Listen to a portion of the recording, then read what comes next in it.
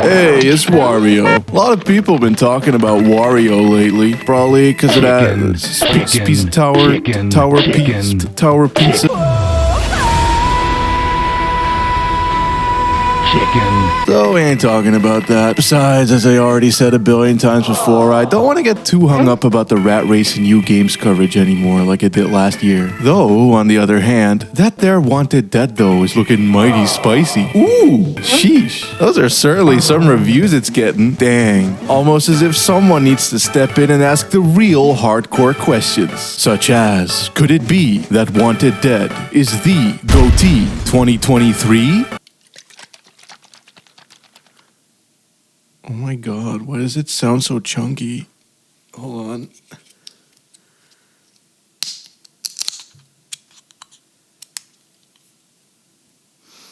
Oh, it smells like garlic.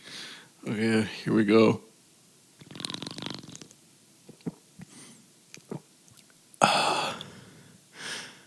Viscous. Third-person shooting, many lengthy cinematic cutscenes in various different styles, a cornucopia of cats, meat-headed hack-and-slash gameplay, and also some stuff about future cops in the cyberpunk realm murder-killing just about everybody as they slowly turn to, wait, are we the baddies? This guy we've been working for, I wonder if he's sus. And if none of that ain't all of that, nor no hallmarks and nothing special, then I don't know what is. Oh yes, to claim that this is a conventionally wide-appealing game with absolutely zero issues might also be a tad disingenuous. That's because it's by the same team behind Devil's Third, i.e. the one Wii U game where you are put through quite a bit of difficulty brick-walling gameplay torture just to get to all the funny cutscenes.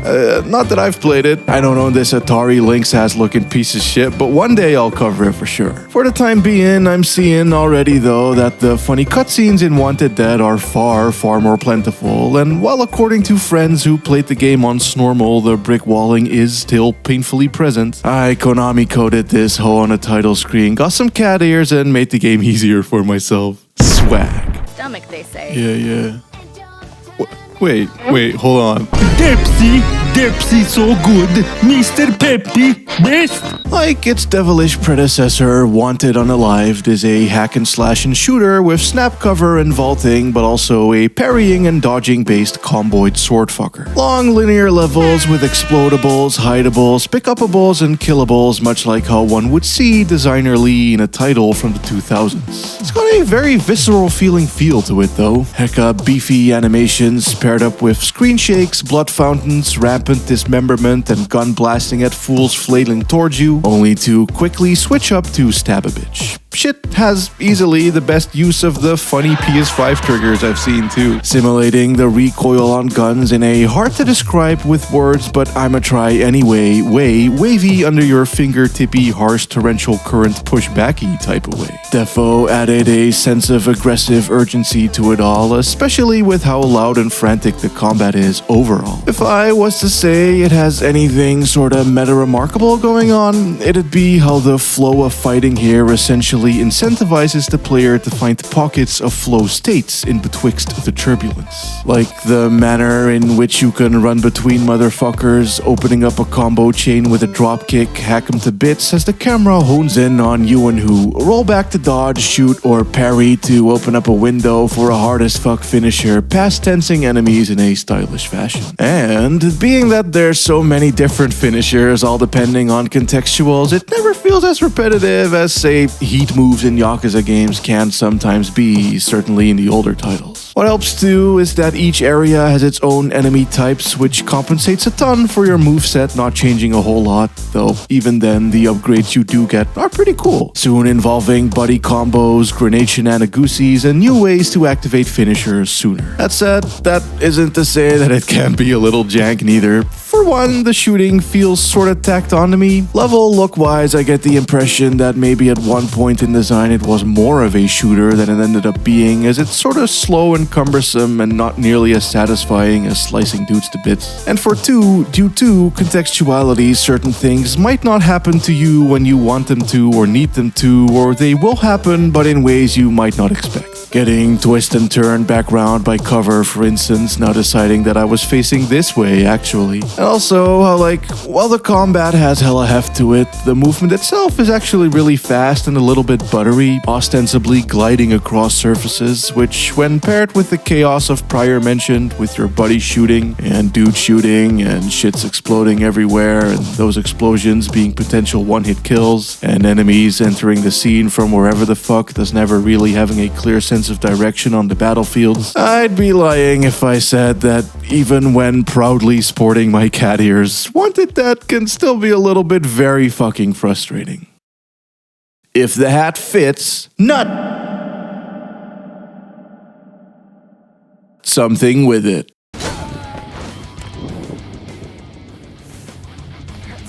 Already in the first level, there was some asshole guy who, upon killing me, made me realize that, oh no, that's a lot of progress I just lost. And then, of course, he ended up killing me again and again. Like, not an NES amount of progress. Defo not a PS1 RPG amount of progress neither, but certainly a PS2 amount of progress. So, not back to the title screen, not back to the beginning of the game or level, but back to the start of this segment, including its cutscenes and triggers and whatever the fuck else, and I do not like that. That's the exact type of shit that gets me to quit games. Because, I mean, sure, I can skip cutscenes, I can do what I did faster, but I don't want to do that again. I just don't jive with repetition as such for a variety of reasons I don't care to get into now for the sake of brevity, as I have tons to say there and have probably already said so before elsewhere anyway, but I'm competitively minded and I don't desire to be the best at anything that isn't being me, and so I don't particularly enjoy being challenged on grounds I feel are uneven to begin with.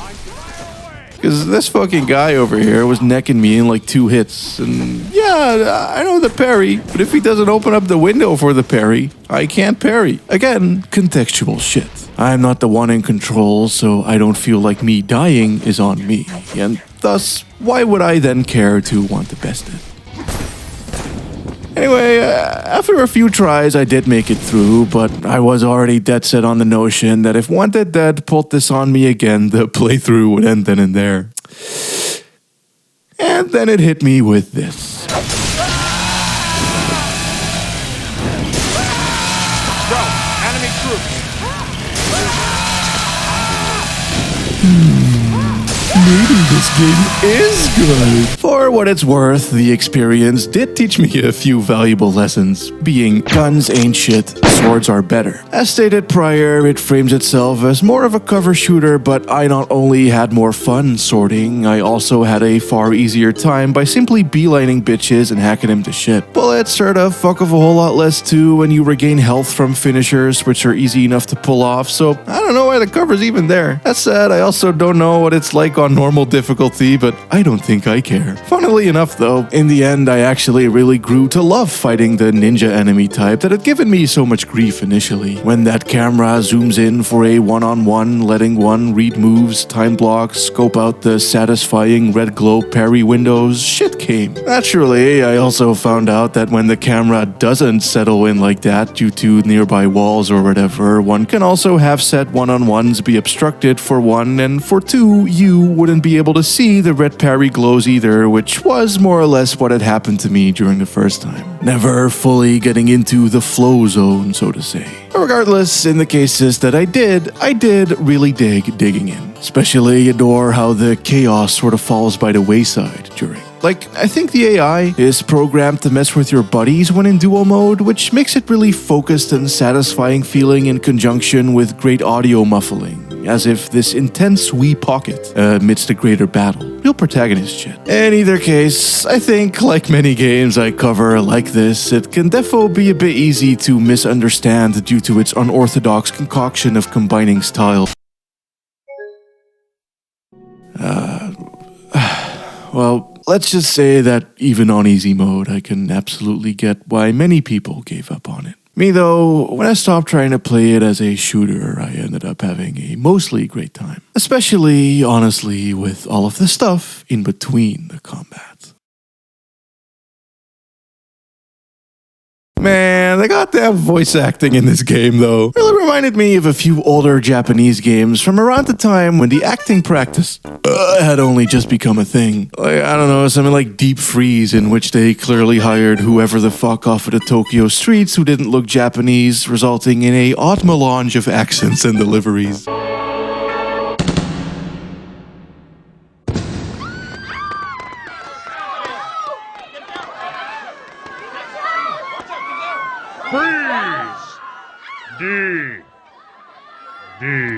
It's funnier there, I guess, because at least here, these aren't all supposed to be Americans, but it sure as shit puts shit on a weird tip just as much, certainly with how the jank in the cutscenes is in general. Bad day for Dower. Yesterday, the shares were still trading below their IPO price of $72 at $28.97 per share. Is that the royalty-free Andy-ass drama alert intro music? Dower remains difficult to evaluate. Oh god. Frankie, this shit is incredible. The plot, character, story, acting, directing is in a style I would call what people say Metal Gear Solid is like when they make fun of Metal Gear Solid. Over-the-top villains, goofy food moments, horny man humor, anime action, long-winded diatribes, and also, I mean, just listen to this shit. Just what the hell was that, Lieutenant? We fucked it all up. No, you fucked it all up. What the hell were you thinking? I don't know, Cap. Standard police procedure? Stop playing dumb with me, girl. We're in deep shit. Dower Synthetics is about to pull the plug. Like, some of this just doesn't even feel real. It reminds me of like 10,000 Bullets or some shit. What the hell? Hey, stranger, the name's Joe, but you could call me like... This hard to distinguish mixture of making a sort of satire thing, but also making the actual thing, and also maybe a little bit English wasn't our first language-ing the thing. And I fucking live for shit like that, dog. Influences on sleeves like tattoos on arm, but expressed with heaps of personality all their own.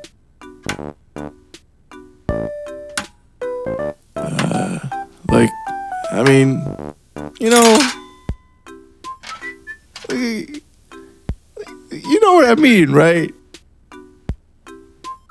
You know, love all the talk about love lives too, or the random parts where the overly excited narrator cuts people off to ramen splain. According to the record of the Yokohama Ramen Museum, ramen originated in China. Which then, of course, results in a ramen rhythm game, cause fuck it. It's not a long game at all, either, and yet I still totally felt like I got to know these folks just through how dense the writing is, packed with personal quips, bits, and historics. I like to think that everyone sounding so foreign to the ear helps hella in that too, adding a good bit of rough around the edges, punky, devil-made, don't-give-a-shit energy. That makes it feel a fuck of a whole lot more genuinely 80s to me than all the sleek Americanized synthwavy bullshit boring YouTuber aesthetics tier cyberpunk trash garbage that keeps getting regurgitated over and over. And besides, look at SHQ. Try the cafeteria food.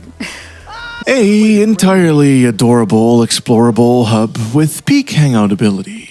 Proudly boasting folks to chat to, mini games to play, lore to check up on and read. There's a bunch going on here, with even environmental storytelling being a part of the equation. I was legit not expecting this. I figured it'd only be gameplay levels interspersed with low wacky cutscenes, but nah. Instead, we get NPCs with some amazing writing. Break time, break time. Oh yeah, dude. And it all updates after major events as well. There's all these dumb little subplots with people exiting and entering the lobby and the other pigs reacting to the goings-on in the story. It's like what Astral Chain did, but honestly better. Look what the Cadrak did. Funnier at the very least. It's a rare joy to pick up a cat pic and then one room over find a other collectible photo and have it be of a fucking corpse. And so, is Wanted Dead my game of the year? Fuck no. Its continue points are far too sparsely placed for my tastes, but it is almost certainly one of the most interestingest games of 2023, I think. The gameplay, when it chooses to work, and upon dropping the shooting half almost entirely, did give me hecka fun, and especially its world, cutscenes, and characters I don't think I'll easily forget. Also, shout out Soleil. Soleil! Soleil! however the fuck you pronounce it. I hope they continue to do many more things, being that they also did Valkyrie Elysium last year, which I bigly enjoyed, showing that they absolutely got that meat-headed but stylish gameplay shit on lock. Let them do a Drakengard, I say. See what happens. Anyway, intro.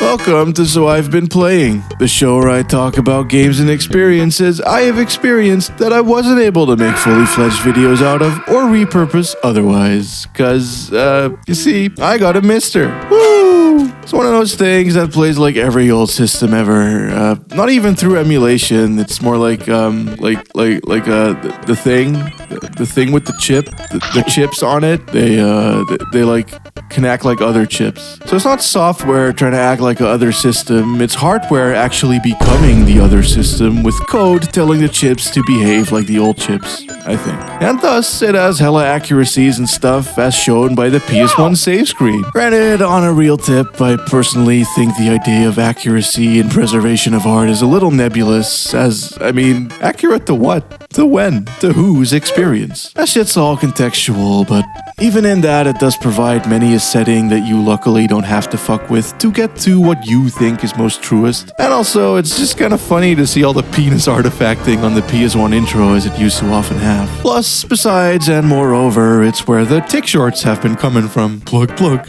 wink, wink. I see a lot of other motherfuckers repurpose shits and old skits from full vids, and not gonna lie, I think that's really lame. Kind of disrespectful to short-form content as a form on its own, so I can't stress enough how these are original videos. Little mini reviews on all smanner of games from any number of angles. I've also been planning ahead with these as well, rendering them out in both 16:9 and vertical, building up to a roundup big boy video, as that's secretly what I wanted to make anyway. Huge old grab bag, whatever extravaganza that I chip away at over the course of months in between other projects, but that's sort of last year bloat-wise, and also more cynically I suppose, it's probably not the best plan to put literally every egg in the same basket, hence the mini eggs with a basket in the end that'll also have plenty of its own original content to it too. It's not just gonna be a rehash, as I see many other people do, as I think that that's also lame. Realistically though, it's just a fun way for me to engage with games more. It's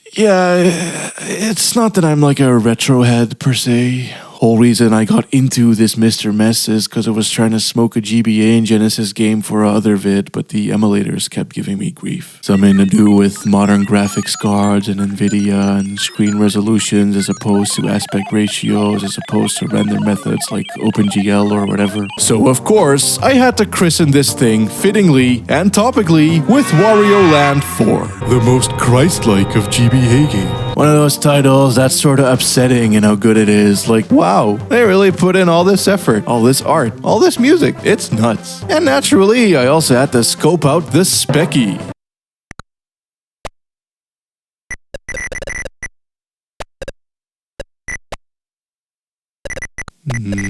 You know, in playing this, I would not have imagined the box art to look like that about it. The fact that both the GBA library and the fucking ZX Spectrum are now within convenient arm's reach from the same device with nay troubleshooting in sight. Or, outside of the usual Spectrum stuff. Because there's such an inherent comedy in a game like this. Enemies don't harm you, they bounce you. So just me trying to ride this one bubble to the top of the crevice I had fallen into earlier was an insurmountable challenge. I had a lot of fun, dog.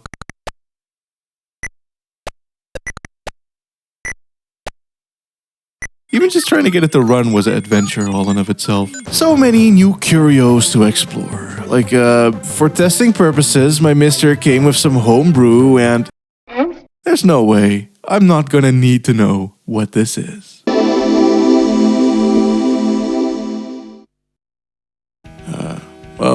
It sure as shit is hentai columns. Diddy right there on the first screen. Or as columns go though, the gemages move a tad too quickly and choppily for me to comfortably read them and assign them a place. Unless that's just how columns is. I'm also dyslexic as fuck, so perhaps whatever brain neuro shit that makes letters difficult also fucks with my quick ability in regards to columnization. I don't know. Who cares? Fucking music bangs though.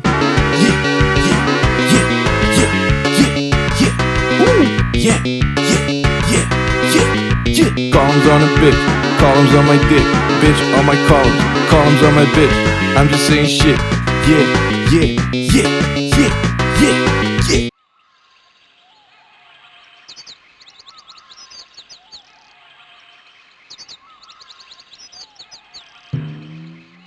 Hugo is much as if a curse foisted upon unsuspecting European children.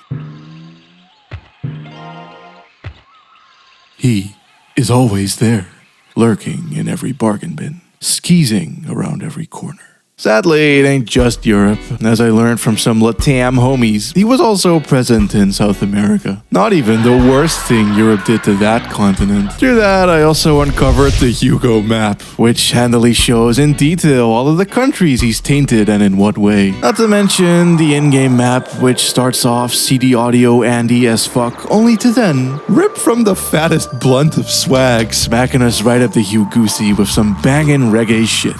Big ball and energy. Hell yeah, Hugo.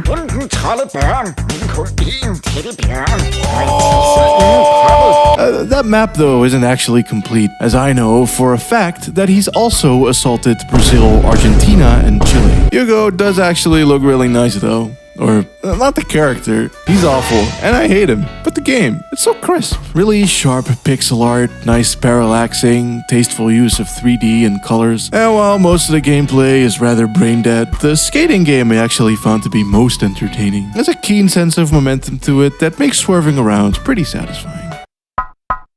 Don't be slow, I'm ready to go! Oh, but God, do I hate this wretched little cunt. Yo, Thor, what you got on the shelf? Well, of course, we got the capybara, Carpincho Bebe, you know how it is. Then, we got the Roland JV1080, and the Yamaha T-something, whatever the fuck, I don't remember its full name. They make the iconic sounds like, you know, the iconic sounds like... And then over here, we have the Sonic Cologne, make shit smell nice. And the Hardy Daytona, damn. And lastly, of course, you gotta have the Tekken 3 Special. With a, wholly silent title screen. Very cool look though, I guess. Defo giving more 2 than 3, but still. Anyway, let's pick our boy Paul.